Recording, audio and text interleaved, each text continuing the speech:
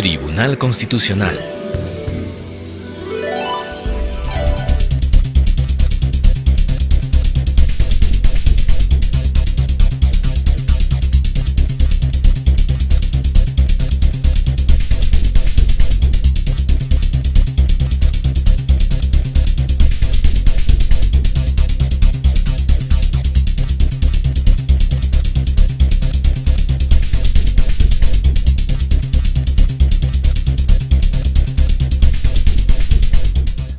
Buenos días, de pie, por favor.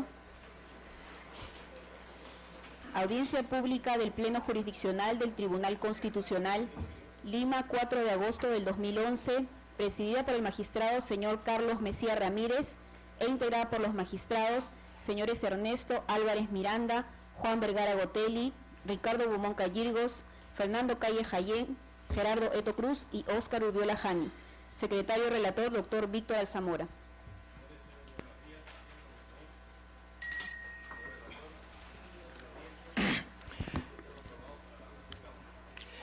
Señor presidente, señores magistrados, muy buenos días. En la causa única programada para la fecha, se ha solicitado informar oralmente en el expediente 4235 año 2010, proceso de habeas corpus, interpuesto por César Augusto Nakazaki Servigón a favor de Alberto Fujimori contra Jorge Alfredo Solís Espinosa y otros, vocales supremos de la Sala Penal Permanente de la Corte Suprema, los doctores por la parte mandante, el doctor César Augusto Nakazaki Serviñón, y por la parte mandada, el Procurador Público del Poder Judicial, el doctor Segundo Jesús Viterio Rodríguez.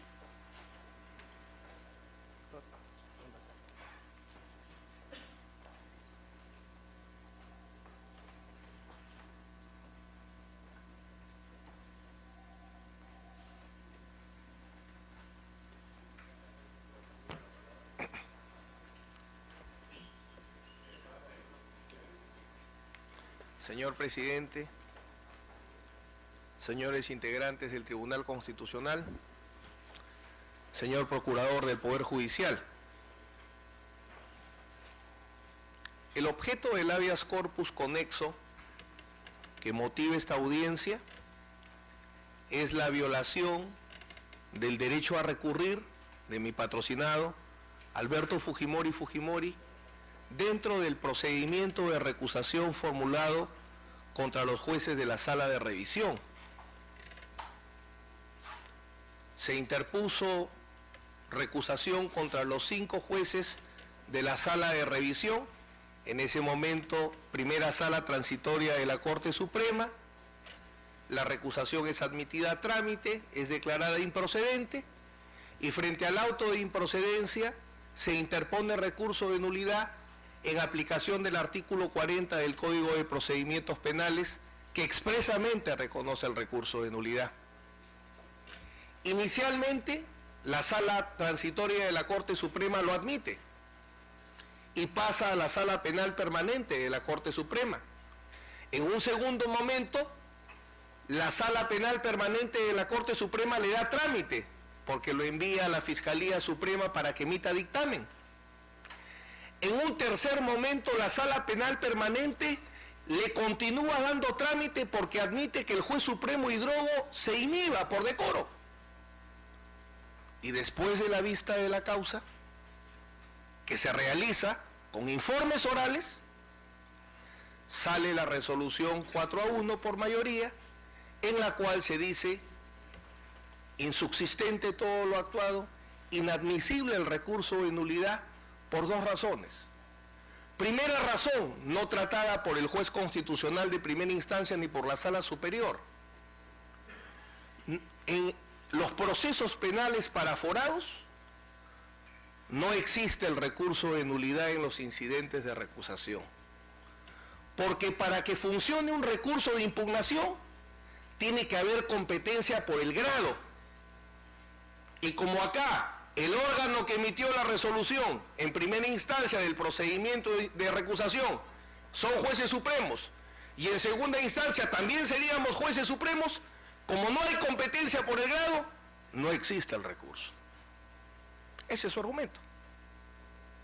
Y el segundo argumento adicional es que en el procedimiento penal, en la legislación procesal penal, no existe el recurso de nulidad. Ese primer argumento que da la sala en la resolución judicial, que es el acto arbitrario objeto de habeas corpus, no ha sido examinado. Y todo este habeas corpus más bien se ha dedicado a, en vez de examinar si los argumentos de la Sala Penal Permanente de la Corte Suprema eran correctos, más bien los jueces constitucionales de primera y segunda instancia le han ido adicionando argumentos. Cuando llamo la atención respecto de un punto, en el habeas corpus judicial, la constitucionalidad de la resolución judicial debe estar en las propias consideraciones, en los propios argumentos de la resolución. Este primer argumento es totalmente falso, porque el artículo 100 de la Constitución establece el privilegio constitucional del fuero especial. Los aforados son procesados penalmente en todas sus etapas por jueces supremos, vocal instructor supremo, Sala Especial Suprema de Juicio, vocales supremos de la Sala Revisora. En los procesos por los de aforados no existe la competencia por el grado, sino la competencia por la función. Todos jueces supremos, pero intervienen en distintas etapas del proceso. Juez supremo instructor, juez supremo de juicio, juez supremo de revisión. Entonces, el primer argumento que da la Sala Penal Permanente para rechazar nuestro recurso, no hay competencia por el grado, es inconstitucional, porque el fuero especial, privilegio constitucional reconocido en el artículo 100 de la Constitución, establece claramente que el proceso penal en todas sus etapas es un proceso penal conocido exclusivamente por la Corte Suprema. Insisto, no hay competencia por el grado, sino solo competencia por la función. Y el segundo argumento es mucho más absurdo. Dicen que no existe el recurso de nulidad. Y el artículo 40 del Código de Procedimientos Penales establece claramente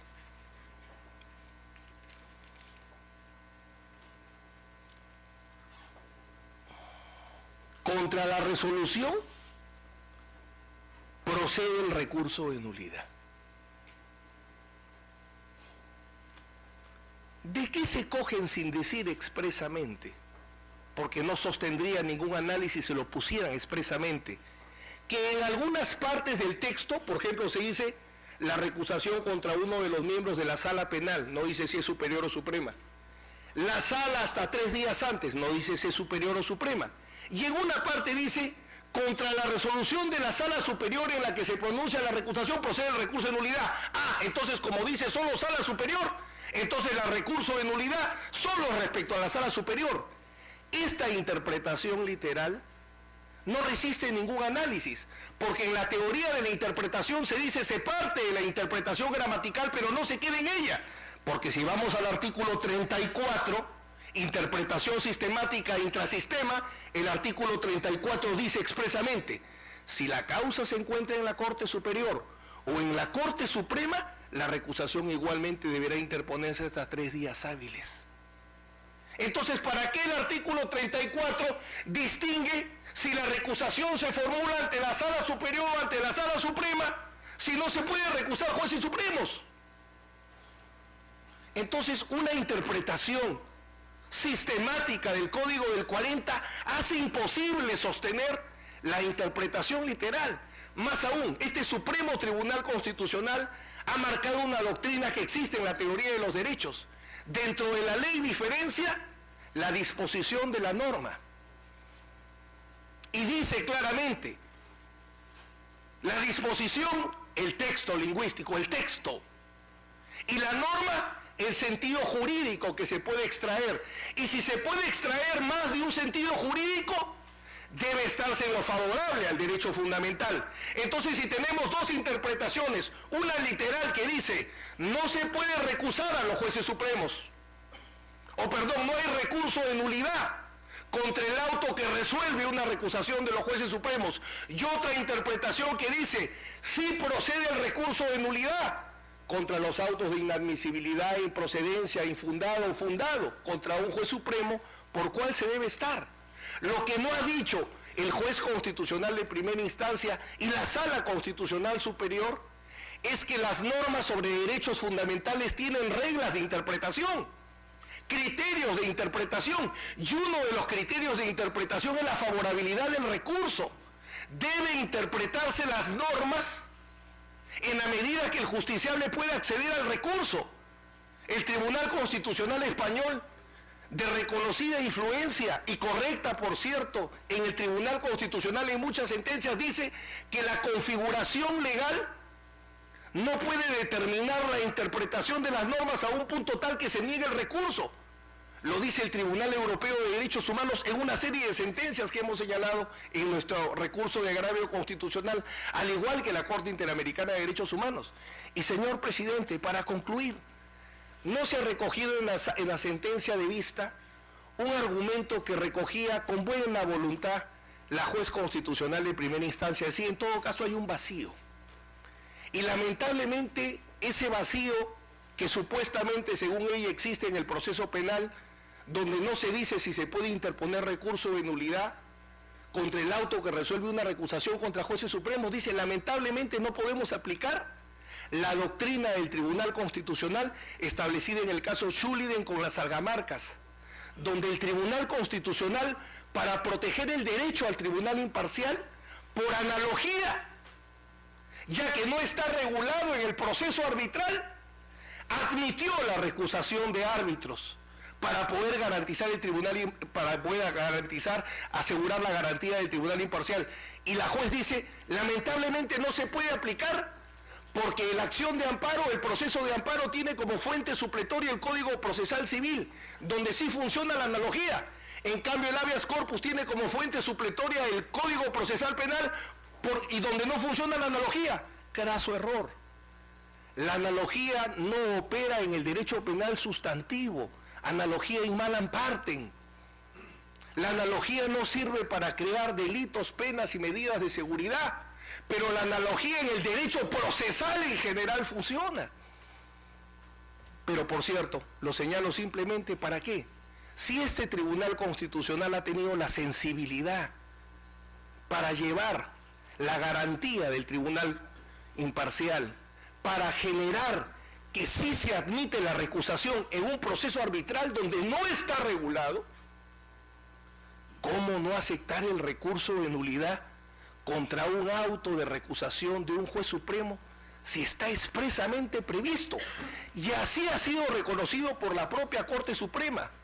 Estamos dejando en mesa de partes las resoluciones correspondientes. En el caso de 15 millones que se siguió contra Alberto Fujimori, ahí interpusimos recusación contra la sala de juicio. Doctor San Martín, doctor Prado y doctor Príncipe. Nos aceptan la del doctor Príncipe, declaran fundada la recusación, y no aceptan la del doctor Prado y la del doctor San Martín. Nosotros recurrimos la que nos rechazaban, y el Ministerio Público recurrió la que nos daban la razón. Y ese recurso de nulidad fue admitido y resuelto. O sea que en el caso de 15 millones, sí hubo recurso de nulidad contra jueces supremos. Y en este caso no. Y no solo es por el caso Fujimori. Pongo como ejemplo el caso Utopía. Inhibición del juez supremo San Martín. Interpusimos recurso de nulidad. Se admitió a trámite y se resolvió. Señor presidente, señores jueces supremos, la justicia es igual para todos, haya o no haya presión en los casos. Por eso es que solicito a este Tribunal Constitucional nuestra última esperanza en que se haga justicia.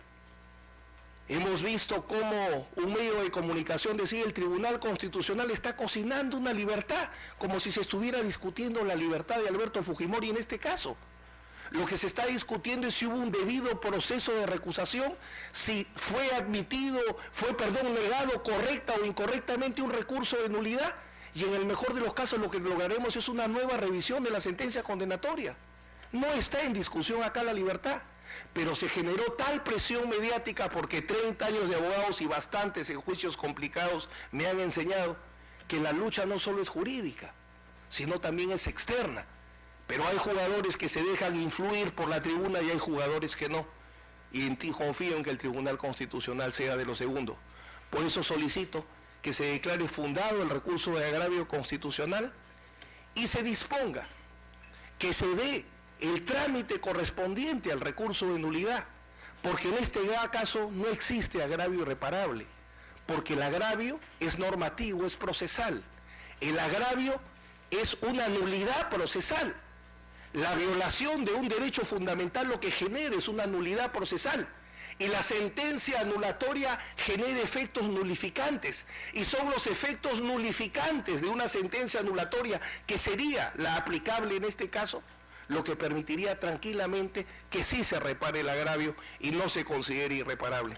Por estas consideraciones solicito se declare fundada finalmente nuestra demanda de habeas corpus en los términos propuestos y con las medidas solicitadas. A sus órdenes, señor presidente. Gracias, presidente, con vuestra venia. Doctor, usted ha hecho una referencia al artículo 34-40 del Código de Procedimientos Penales y ya pensaba que no había sido admitida la recusación. Estamos hablando de la inimpugnabilidad, ¿no es cierto?, de una resolución inimpugnable. Yo le pregunto, en el ordenamiento procesal penal vigente y en el procesal penal que está vigente en algunas jurisdicciones, ¿hay resoluciones inimpugnables? Solo los decretos. Solo los decretos. ¿Solo los decretos? Solo los decretos son ¿Cuando inimpugnables. se trata de colegiados también? Los decretos son resoluciones por lo general inimpugnables como regla. Los autos y las sentencias como regla son impugnables salvo expresa prohibición de la ley. Existen entonces, ¿no es cierto? Su interpretación es interesante en cuanto a la diferencia entre la posibilidad de interponer la recusación y el hecho de que le hayan negado la impugnación de una resolución de la Sala Suprema. En ese tema está. No está contemplado, por la misma lectura que ha escuchado usted, cuando se refiere solo a la Corte, a las salas superiores y no a la Sala Suprema, en cuanto a la inimpugnabilidad. Entonces ha sido una interpretación de la Sala Suprema en cuanto a que no corresponde la inimpugnabilidad. ¿Esa habría sido una interpretación que ha hecho la Sala Suprema? Señor juez constitucional, si usted me permite, invocando la teoría del Tribunal Constitucional que señalaba hace un momento que diferencia entre disposición y norma. La norma en este caso lleva a establecer que procede el recurso de nulidad contra los autos que resuelven recusaciones de jueces supremos. Tan es así que sí lo admite que el artículo 34 diferencia dos supuestos de recusación, de jueces superiores y de jueces supremos. Y en los precedentes que le he señalado se ha dado. Pero en la lectura que me ha dado justamente ahí, usted ha señalado con mucha curiosidad que diciéndose que sí se admite para jueces superiores, a la hora de la impugnación solo habla de los jueces superiores. Y ahí habría alguna observación vacío, si usted quiere. Por eso mi pregunta Me era... parece que es un defecto de texto, porque en otras partes solo habla de sala. En ese defecto de texto, a la cual la Suprema es la que ha hecho su propia interpretación para resolver en contra de su patrocinado, hay una posición dentro de su óptica, y me gustaría que la precise, algo ya dicho, esa decisión de la Suprema de interpretar ese error de redacción según usted, o vacío específico dentro de las facultades que pudiera tener la Corte Suprema, ¿sería inconstitucional? ¿Por qué, abogado? Lo más concreto posible. En concreto, es absolutamente inconstitucional, señor juez constitucional. Como ustedes perfectamente conocen, las normas que regulan garantías procesales constitucionales tienen criterios de aplicación. Y un criterio de aplicación de las normas procesales en materia de recursos es que debe interpretarse en lo favorable a la concesión del recurso. La segunda regla es que debe interpretarse en la ampliación de la legitimidad para conceder el recurso. La tercera regla es que no se debe admitir el formalismo excesivo a efecto de que se permita subsanar. Y la cuarta regla es que las causas de inadmisión deben aplicarse de manera restringida a tal punto que si hay una ley que irrazonablemente niega el recurso, el Tribunal Europeo de Derechos Humanos ha marcado en reiteradas oportunidades que debe concederse un recurso. Y la segunda inconstitucionalidad es, o la segunda razón de inconstitucionalidad es la violación a la legalidad procesal penal, porque invocan una regla de competencia manifiestamente inaplicable, que es la regla de la competencia por el grado. O sea, dicen, solo hay recursos cuando hay jueces de distinto grado. Eso es explicable en 4 civilistas porque la sala la integraron 4 civilistas y un penalista. Y el penalista en su voto singular, que ve todos los días juicios de aforados, los jueces civiles no, por cierto, porque conozcan menos. El proceso civil mucho ha nutrido al proceso penal, pero los jueces civiles no ven procesos, no hay procesos civiles de aforados. Sí hay procesos penales, y el artículo 100 de la Constitución y el 17 del Código de Procedimientos Penales dice que los procesos penales contra aforados solamente son conocidos por la Corte Suprema. O sea, no hay competencia por el grado, sino competencia por la función. Ahí entiendo la inconstitucionalidad de esa interpretación. Gracias, abogado. Gracias, presidente.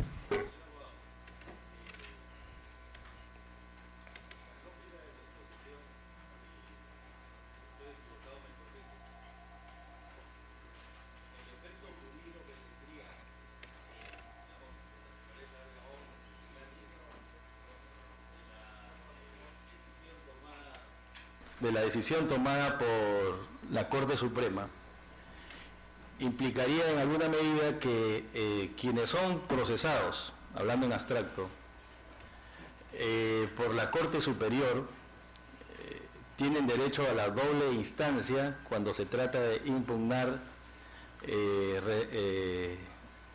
decretos y resoluciones que resuelvan recusaciones. Y en esa misma lógica, quienes son procesados en la Corte Suprema, pues que básicamente los altos funcionarios del Estado, no tendrían ese mismo derecho a la doble instancia que sí se permitiría a los procesados en la Corte Superior y en los jueces de instrucción. Ese sería el efecto. Es correcto lo que usted dice, señor presidente. Porque... Y según la defensa, según usted, eso implicaría una violación del principio de derecho de igualdad de trato en los procedimientos penales. Definitivamente, por algo que además, si usted me permite brevísimamente, el proceso de los aforados no es un proceso especial. Comúnmente en el Perú le llamamos proceso penal, pero en el fondo, técnicamente, y está establecido en la demanda de habeas corpus, y más aún en el recurso de agravio constitucional, es un proceso común con especialidades procedimentales. O sea, todas las reglas del proceso penal común se aplican, salvo los jueces que conocen.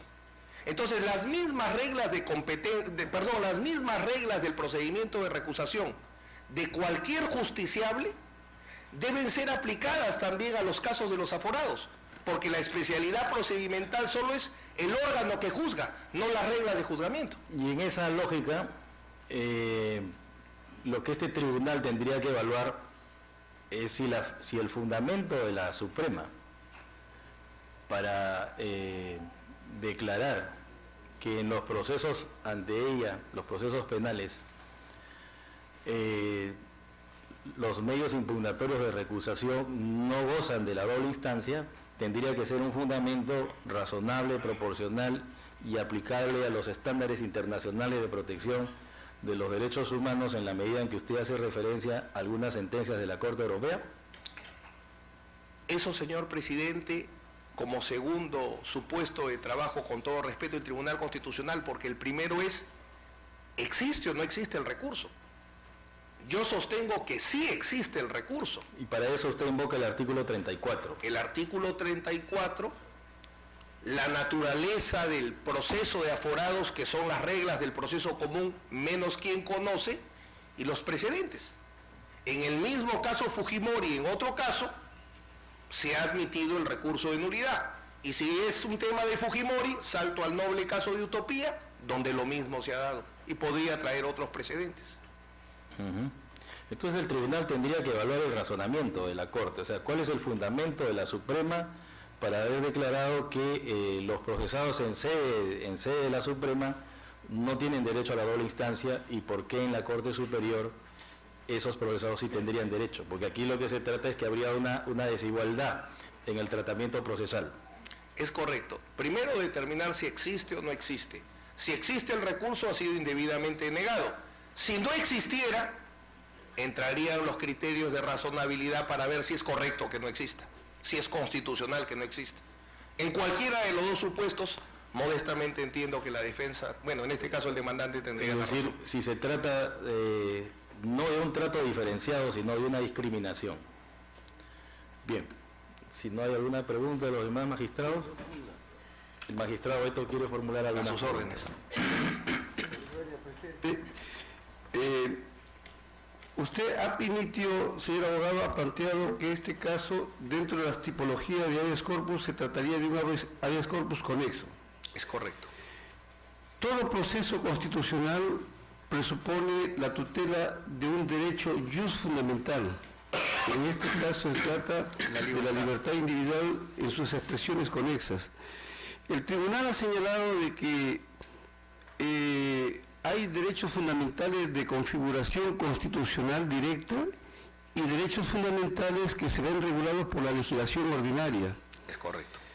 En este caso, cuya trascendencia política es por un expresidente y del cual el tribunal omite quién está peticionando la tutela de su derecho fundamental, porque los derechos humanos no tienen rostro, se ve en términos imparciales, usted pretende, vía el habeas corpus, que hay afectación respecto a interpretación que habría hecho la Suprema Corte. Vuelvo a señalar Permítame. Sí, continúe. Y si esto es así, usted ha señalado que hay alguna norma que ha hecho usted la descripción de la argumentación jurídica entre disposición y norma. En todo caso, la disposición estaría restringiendo derechos fundamentales y usted está pidiendo de que se haga una interpretación ya no de la disposición, sino de la norma. ¿Hasta ahí es correcto? Sí, en la segunda alternativa, como decía, ¿no?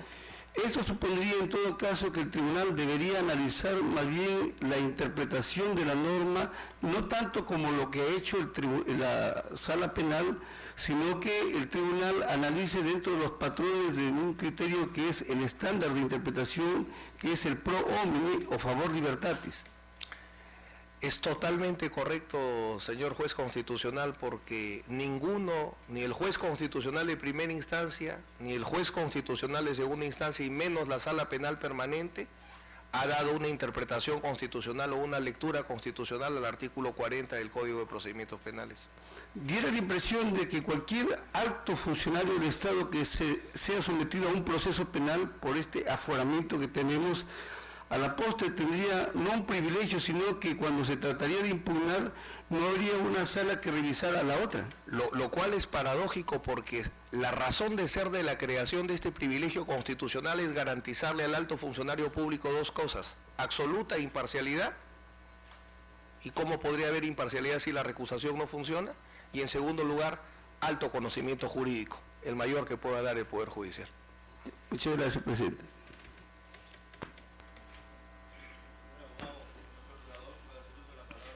Señor presidente, señores magistrados, colega de la defensa, los recursos se ha establecido tanto por el Tribunal Constitucional como por la doctrina que los recursos que se amparan dentro de los ordenamientos tienen que tener configuración legal. En ningún momento, y si bien es cierto, la parte dice que el artículo 39 o el 40 en cuanto a la tramitación de la regulación se aplica a la norma del procedimiento penal de 1940 y esas normas deben regir para todo el proceso, tengo que hacer presente que el artículo 271 del mismo ordenamiento procesal penal establece que todas las incidencias que se generen en los procesos, cualquiera sea ese tipo de juzgamiento, no procede ningún recurso de impugnación. Entonces, la competencia de la sala penal, primera sala penal, que veía el caso Fujimori en recurso de nulidad, era competente para conocer, porque así estaba configurado en el artículo 17 del Código de Procedimientos Penales, y así también está configurado en la Constitución Política de Estado. El artículo 150 de la Ley Orgánica del Poder Judicial establece la recusación y división de un vocal se transmite y se resuelve por los otros miembros de la sala. 2 votos conformes hacen resolución en la Corte Superior y 3 en la Corte Suprema. El Tribunal Constitucional, en el caso Abanto Verástegui, aplicando el principio de la razonabilidad, y en el plazo del proceso de investigación, ha dicho el imputado en esa época, aplicó normas del Código Procesal Penal, y así lo dijo en su fundamento octavo. Basado en el principio regional se pueden aplicar normas del proceso penal. El novísimo Código Procesal Penal establece trámites especiales, artículo 57. Cuando se trata de miembros de órganos jurisdiccionales colegiados, se seguirá el mismo procedimiento establecido en los artículos anteriores, pero corresponde decidir al mismo órgano integrándose por otro magistrado. Contra lo decidido no procede ningún recurso. Y así lo ha establecido el Tribunal Constitucional en múltiples sentencias, donde han sido recogidas como parte de la doctrina y la jurisprudencia coherente de este tribunal, porque se refiere a un principio constitucional amparado en el artículo 139, inciso 6, la pluralidad de instancias, la instancia que tiene que reconocer.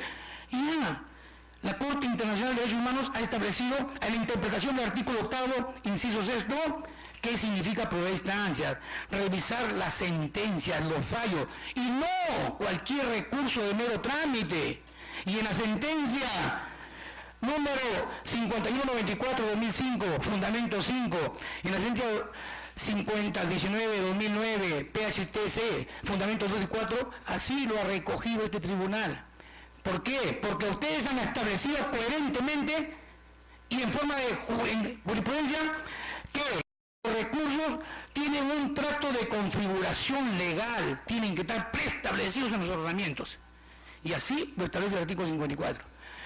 El artículo 17, cuando se hace la competencia funcional de la sala que juzga a los altos dignatarios, establece la forma. Sí, señores, es cierto. Y acá, recién el día de ayer he podido recoger todas las recusaciones que se han formulado contra el integrante de la sala. Se recusó a que tenía que ver la revisión de la sentencia de Fujimori. Se recusó a los que tenían que ver la recusación. Y eso ha quedado consentido y votado. Y no se ha planteado ningún recurso de culpa hasta la fecha. Entonces, señores, ¿por qué no se puede ver? Porque se integran por otros miembros de la sala o se van llamando miembros de otras salas conforme cuando hay el voto de discordia, y así lo establece el artículo 150 de la Ley Orgánica del Poder Judicial. Porque la sala penal permanente no tiene competencia. Se ha predeterminado la competencia en la primera sala penal transitoria para ver todo lo que resuelve los vocales integrantes de la sala de juzgamiento, que eran 3 vocales supremos. Entonces, si los vocales supremos de la sala que venían juzgando Fujimori pueden ser recusados, sí podría alguna, porque había una instancia que era la primera sala penal transitoria permanente. Entonces no podemos decir que el recurso es franqueado. Tanto así que ya hemos establecido doctrinariamente que se pueden aplicar supletoriamente las normas del Código Procesal Civil, porque así lo pone en su primera disposición transitoria. Y el artículo 310 establece, si no se acepta la recusación, se emitirá un informe motivado. El juez, quien remite el cuadro, tramitará y resolverá la recusación conforme a lo previsto en el artículo 754, en lo que corresponda. Su decisión es inimpugnable. Entonces la inimpugnidad de las resoluciones tiene que estar previamente establecido en nuestro ordenamiento, y acá no lo está establecido. Hablamos de competencia funcional. Enrique Vescovi, en Teoría General del Proceso, en cuanto a la competencia, dice, como decimos, las reglas de competencia se fijan y se modifican mediante ley. Por excepción, la distribución del trabajo entre los juzgados por criterio meramente temporal puede quedar librada a reglamentación. Y esa reglamentación la tiene la competencia funcional, la tiene la Ley Orgánica del Poder Judicial y el Código de Procedimiento Penal, y hoy también recogido en el Código Procesal Penal. En cuanto al principio de la nulidad, para que posea recurso de unidad de impugnación, porque si lo dice el artículo 141 de la Constitución Política del Estado, que la Sala Suprema conoce en casación o en procesos que nazcan en la instancia, conoce en casación, ya no había otra instancia más de la Sala Penal Suprema que resuelve el juicio. Tenía que ser integrada por otros miembros de salas contiguas conforme a otro código, se va llamando de la sala permanente, como se ha hecho. Entonces, sí, los vocales supremos recusados se dan cuenta que habían tramitado contra el ordenamiento procesal penal, contra la ley orgánica, declararon nulo porque no tenían competencia para abocarse a un procedimiento con ese conocimiento. El principio que rige las nulidades, el principio de legalidad. No hay nulidad sin ley. Así lo dice. Este principio ha sido proclamado casi invariablemente por la doctrina y la jurisprudencia. Por consiguiente, no se admiten nulidades que no se expresan en la norma o en el texto expreso. Así mismo, y así lo ha recogido el tribunal en 2 sentencias que están en los manuales de comentarios a la Constitución Política del Estado. Entonces, no podemos, señores, crear una figura y hacer configuración legal. En la Corte Internacional, al comentar el artículo 8º de la Convención Americana de Derechos Humanos, dice, garantías, inciso H, recurrir el fallo ante el juez o tribunal superior. Cuando habla de fallo, dice, cuando son sentencias de fondo o incidentes o excepciones que pongan fin al proceso. Y una recusación no pone fin al proceso, porque incluso hay norma que dice, podrá seguir conociendo bastante el fallo. Y por eso se va integrando con otro para que resuelva. Y además, que no se trató de ninguna de las causales especificadas en el artículo 29 del Código de Procedimientos Penales, sino una causal supuestamente de imparcialidad por la provisión, o una incapacidad por una recusación por cualquier otro sistema no establecido en el artículo 29. Entonces, señores, ya el Tribunal Constitucional ha establecido cuál es la fundamentación específica para aplicar el recurso o recurrir las resoluciones. Y no es tan raro. Es más, ya les he explicado, el artículo 54 o 57 del Código Procesal Penal sí establece taxativamente que son irrecurribles e inimpugnables las recusaciones. Entonces, señor, ¿qué aplicación le podemos dar constitucional? Ya ustedes han aplicado el nuevo ordenamiento procesal basado en el principio de razonabilidad. Es una sentencia, Abanto Velázquez. Ese mismo criterio tiene que establecer el tribunal, porque no existe norma que ampare que los vocales supremos en última instancia pueden ser regulados o formados por otra sala. En ese sentido, señor, alcanzaré mis conclusiones y presentaré copia de todas las resoluciones expedidas por la Sala Penal Suprema de las recusaciones formuladas contra 10 vocales más en esa instancia. Muchas gracias.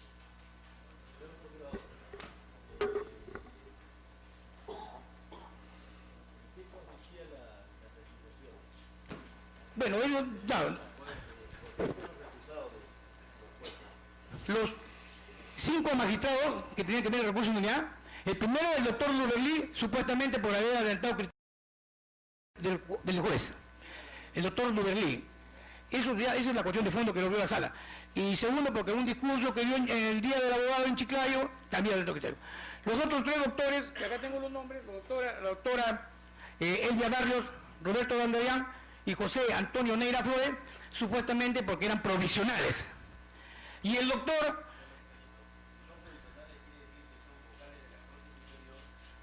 Si son provisionales, quiere decir que son vocales de la Corte Superior que están en la Suprema de modo provisional. Provisional. Y ustedes, en múltiples sentencias, en el caso que hemos tenido y hemos litigado ante este tribunal, en múltiples casos ustedes han establecido que la provisionalidad tiene las mismas prerrogativas, los mismos derechos que el titular, porque conforman salas, porque las salas, el presidente de la Corte Suprema y el Consejo Ejecutivo crean salas de acuerdo a la necesidad y de acuerdo a la carga procesal, y tienen la misma facultad y las mismas prerrogativas que los titulares. Así lo han establecido en múltiples ejecutores de ustedes. Y el doctor Julio Viaggi Gómez, supuestamente porque fue separado en 1998. Esas fueron las causales de recusación contra el magistrado que tenía que ver la revisión de la sentencia de Fujimori en segunda instancia. De esos magistrados que fueron recusados, ¿hay alguno que haya ganado el concurso, haya ganado la vocalía suprema en titularidad mediante concursos del Consejo Nacional de la Magistratura? El que ha ganado, bueno, el titular es el doctor Duberlí, que no es recusado por eso, pero el resto siguen siendo provisionales hasta la fecha y están en la misma sala. ¿Algunos de ellos han concursado para ser vocales supremos? Sí, señor. ¿Quiénes? La doctora Elvia Barros, abogada, y ha sido declarada en candidato en reserva. Pero, digamos, no es vocal, el señor Neira tengo entendido que postuló, pero no fue aprobado. No. O sea, sigue siendo vocal superior. Vocal supremo, él es vocal superior titular, juez superior se llama ahora, titular, superior, y está como juez supremo provisional. Pero no aprobó en el Consejo Nacional de la Magistratura para ser vocal supremo. Miles de peruanos que postulamos con la licencia vocal supremo, fiscal supremo, no aprobamos y eso no notifica ir contra su competencia que está siendo nombrado por el presidente de la Corte Suprema. Está bien, pero dígame, y según la Constitución, ¿quién juzga al presidente de la República? ¿Un vocal superior o un vocal supremo? Vocal supremo, sí, pero por salas conformadas de acuerdo al artículo 17 del Código de Procedimientos Penales. Vocal, una sala que son integradas por vocales, que no dice en ningún momento la norma que deben ser titulares. porque los profesionales cumplen un objetivo y son llevados de acuerdo a sus méritos, sus capacidades y su currículum y su hoja de vida. Bien, el magistrado Calle quiere formular algunas preguntas. Gracias, con vuestra venia. Procurador, yendo nuevamente al tema materia de esta audiencia, usted ha sostenido de que el artículo 57, de trámites especiales, estamos hablando del nuevo Código Procesal Penal, ¿no es cierto? Y esto está referido a la recusación, precisamente. Usted ha señalado que es inimpugnable la resolución de un colegiado. ¿Usted ha dicho eso? Sí, es señor, inimpugnable la resolución de un colegiado. Entonces yo vuelvo más o menos a la pregunta que hiciera a su directo colega. ¿Hay resoluciones inimpugnables? ¿Existen resoluciones inimpugnables entonces en el nuevo ordenamiento procesal penal y en el anterior? Sí, sí, que, sí. que sean no de jerarquía de decretos, sino de autos. Claro, mire, y por eso le voy a dar lectura al artículo 271, cuando hablamos, dice... ¿Ese es en el antiguo, es en el vigente en esta jurisdicción, claro, o en el nuevo Código Procesal Penal? En el nuevo Código Procesal habla de que no son impugnables. O sea, hay resoluciones inimpugnables, existen en el ordenamiento. Y en el anterior también. Okay, en el anterior también, le leo el artículo 271 que rige el procedimiento, que dice, no solamente porque es presidente, solamente por las normas se le puede crear una sala especial, pero se rigen por las normas del Código de Procedimientos Penales. Sí, señores, se rige por las normas del Código de Procedimientos Penales. Artículo 271. Toda cuestión o petición incidental que surja en las audiencias se presentarán verbalmente. La sala resolverá inmediatamente o pasará para resolver con la sentencia. Los recursos son inimpugnables, salvo casos expresamente establecidos por ley. O sea, cuando es establecimiento por ley, porque tiene que tener una configuración legal, y así lo ha admitido este tribunal eso, en múltiples sentencias. Procurador, mi pregunta era concreta porque diferencia la posición del abogado defensor. Entonces ya tengo una luz en ello. Muchas gracias. Gracias, presidente.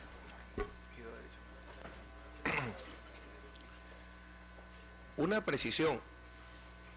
Las resoluciones no son impugnables cuando expresamente lo prohíbe la ley. O sea, hay resoluciones que no son impugnables, pero para que una resolución tenga la condición de inimpugnable, necesita expresa prohibición de la ley. En el caso que refiere mi directo colega del artículo 271, se refiere a incidentes en el juicio oral. Está en la etapa de juicio oral, por eso es que el artículo 271 dice las peticiones se formalizan de manera oral. Y hay una ley que efectivamente determina que las cuestiones incidentales en el juicio oral no son impugnables. ¿Por qué?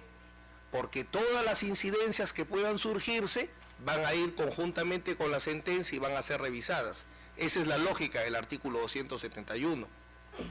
En segundo lugar, mi colega evita enfrentar el artículo 40 porque él dice la recusación de los jueces supremos está regulada en otra norma. Y nos refiere el artículo 150, yo le agregaría el 145 de la Ley Orgánica del Poder Judicial, que no regula el procedimiento de recusación, simplemente señala tres cosas. Señala, permítame textualmente, el órgano judicial que resuelve la recusación, sea una sala superior o una sala suprema, el número de votos que se necesitan para formar resolución, y señala los mecanismos para completar sala cuando es necesario, el procedimiento de reconformación de sala. Pero el artículo 145 y 150 de la Ley Orgánica del Poder Judicial no regula el procedimiento de recusación por algo muy fácil. ¿Cuáles serían las causales? ¿Cuáles son las causales de recusación de un juez supremo en el artículo 145 o 150? No están. Si existen o no existen recursos, no está en el 145 y en el 150, porque simplemente, como repito, señala esas tres reglas. No señala otra regla. El procedimiento de recusación de todos los procesos penales que se rigen por el Código del 40 se regula por las normas que van del artículo 23 al 40 o 41 del Código de Procedimientos Penales, todo. Por eso es que el Código del 40 arranca disposiciones generales. Entonces sí hay una previsión expresa, sí está regulado expresamente este recurso. Y en segundo lugar, permítanme terminar insistiendo en lo siguiente: la configuración legal puede llevar a determinar la negación irrazonable de un recurso. O sea, que si se interpone una recusación contra un juez y en primera instancia se dice no, algún día quizás nos permitan discutir si jueces destituidos, si las víctimas pueden juzgar a los victimarios. Todos dicen que no, porque dicen que una destitución no afecta para nada. Yo fui formado por un gran juez, el doctor José Santos Quiquisola, que fue víctima del proceso de ratificación que fue declarado nulo en el segundo gobierno del presidente Belaúnde. No destruye a un ser humano, no lo afecta, no lo masacra. O segundo, se me permitirá quizás en algún momento discutir que el entonces presidente del Poder Judicial, el doctor Villestein, sale franqueado por el doctor San Martín y por el doctor Duberly Rodríguez. El doctor Duberly Rodríguez recién iba a conocer y sale y dice lo siguiente, que la ley de la carrera judicial era una represalia del fujimorismo contra la sentencia condenatoria de Alberto Fujimori. O saca la Corte Suprema su libro, no había terminado el caso, y la Corte Suprema saca su revista oficial y dice, esta es la mejor sentencia de la historia. Temas que, bueno, no es el momento de discutir, pero que generan razonablemente analizar si no hay un temor de parcialidad o no. Insisto, señores magistrados, y con esto termino, el recurso existe. El recurso existe, está previsto en la ley. Y si no estuviera previsto en la ley, no cumpliría los estándares internacionales para negarlo. Por eso, por la A o por la B, esta demanda de habeas corpus, en nuestro entender, debe ser declarada fundada.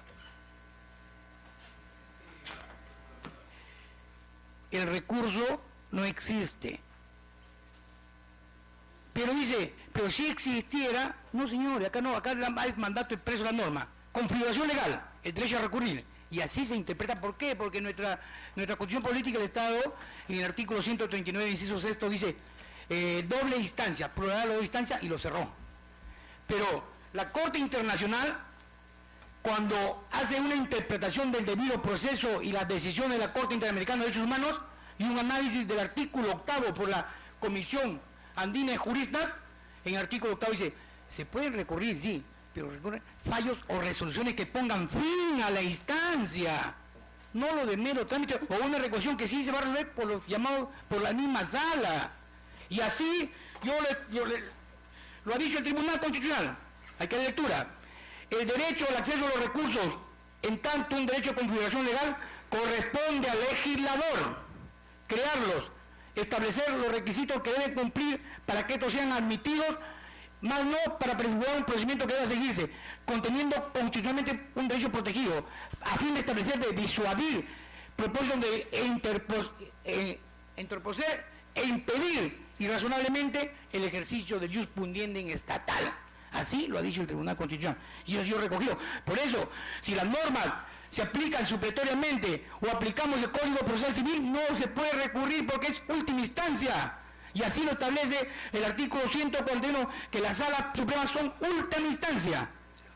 ¿Se podría recurrir algún recurso de inconstitucional o pedir inhibición que está prohibido contra los miembros del Tribunal Constitucional? No, señores, porque así se estableció. Y el Tribunal Constitucional, para terminar, ha resuelto el Tribunal Constitucional que sí se puede aplicar el parámetro de racionalidad pertinente con el artículo 57, que ya sentó las pautas, que es irrecurrible.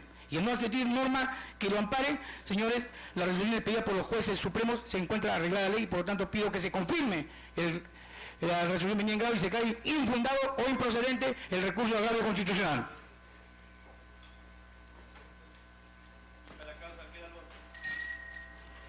Señor presidente, señores magistrados, doy cuenta a ustedes de que para la fecha no se ha programado otra causa.